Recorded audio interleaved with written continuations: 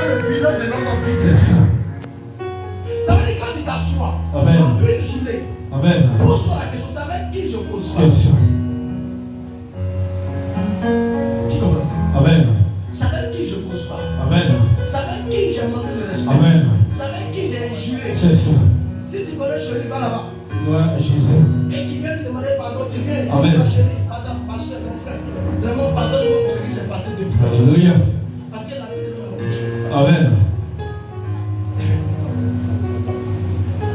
Tu penses que lorsque quelqu'un, il a l'esprit de mort dans sa vie, pour manifester l'esprit de mort, c'est simple. Les actes que tu vas poser, même ceux-mêmes qui peuvent t'aider, ceux-mêmes qui peuvent te faire sortir, c'est la même personne que tu vas offenser.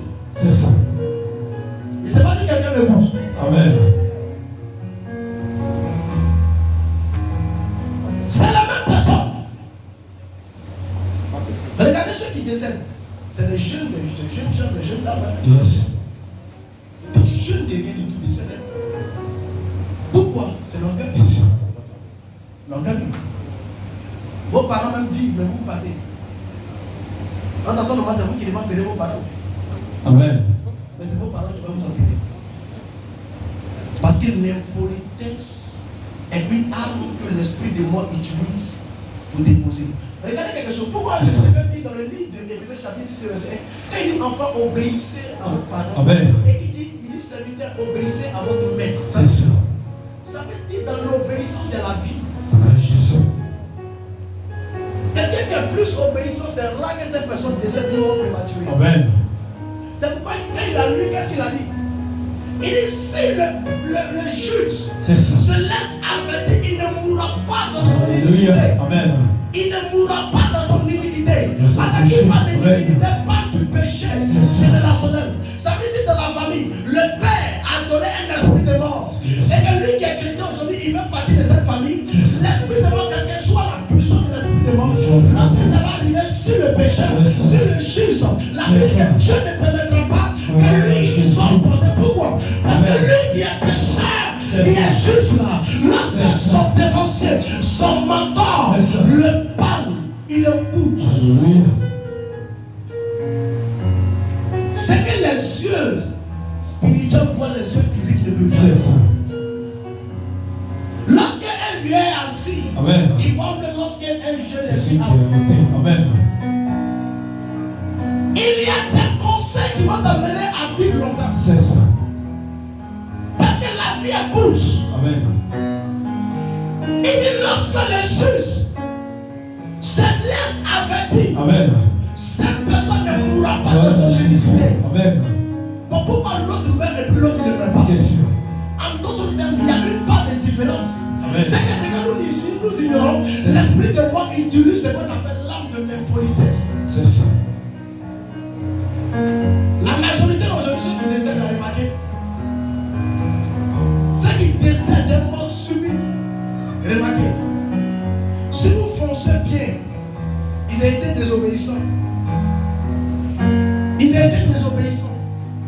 Ils ont été rebelles. C'est ça. Parce que la rébellion engendre ce qu'on appelle la mort.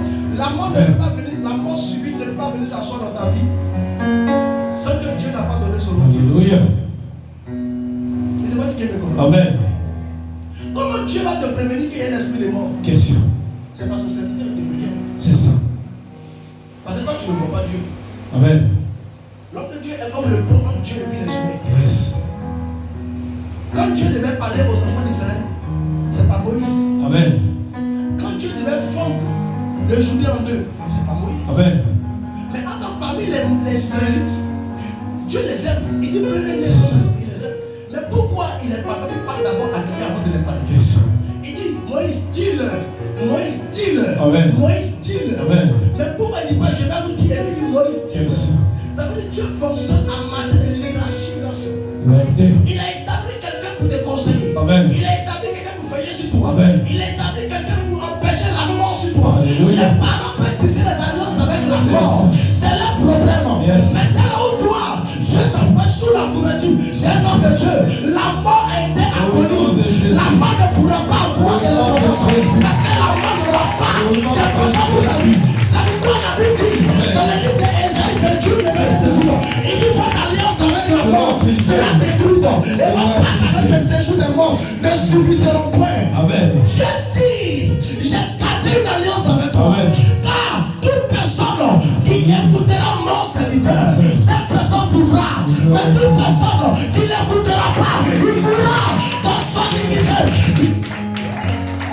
Amen. Comment quelqu'un peut décéder et puis on lui dit paix à son âme? J'ai toujours dit, une personne qui était mal polie, qui était effrontée et qui n'a pas obéi ses parents, qui n'a pas écouté ses parents, qui n'a pas écouté ses dénoncés, qui n'a pas écouté son père spirituel, et cette personne est morte, on ne dit pas paix à son âme, on dit que le Seigneur te prend comme il veut, que la volonté de Dieu soit faite. On ne dit pas paix à son âme, parce que quand tu dis paix à son âme, la seule paix qui existe c'est dans le Seigneur. Alors le Seigneur te dit dans ton vivant, tu ne désobéiras pas à ton père ou soit à ton mentor. Tu ne désobéiras pas, parce que quand tu désobéis, il aura la mort. C'est pourquoi il a dit, je mets devant moi la vie et la mort. Il dit, je te conseille de prendre la vie, parce que celui qui prend la vie, c'est quelqu'un qui a ses oreilles à l'écoute.